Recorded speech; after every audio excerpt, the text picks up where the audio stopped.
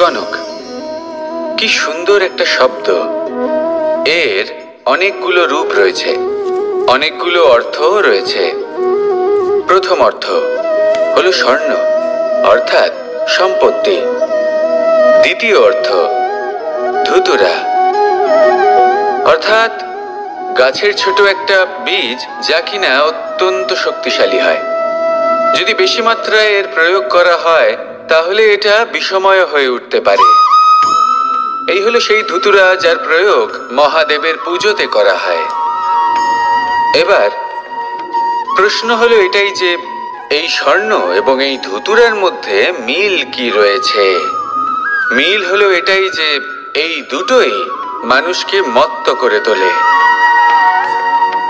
ধুতুরা মানুষকে তখন মত্ত করে যখন তাকে সেবন করা হয়, কিন্তু স্বর্ণ, ধন, সম্পত্তি, মানুষ এটা যতটাই অর্জন করে নেয় সেটাই যথেষ্ট। এই স্বর্ণ মানুষের ভাবনা চিন্তা করার ক্ষমতাকে বশ করে ফেলে। মানুষ সম্পত্তির লোভে মত্ত হয়ে ওঠে, কারণ যে যত চমৎকারী, যতটা অমূল্য হয় তাকে সামলানো কিন্তু ততটাই কঠিন, তাই না? তাই মনে রাখবেন, ধন, স্বর্ণ, সম্পত্তি এগুলো ধুতুরার থেকেও অনেক বেশি বিষাক্ত হতে পারে। তাই এর ওপর আত্মসংযমের একটা কবচ পরিয়ে রাখবেন এবং বিবেকের শক্তির সাথে এগুলো প্রয়োগ করুন, তবেই কল্যাণ হবে।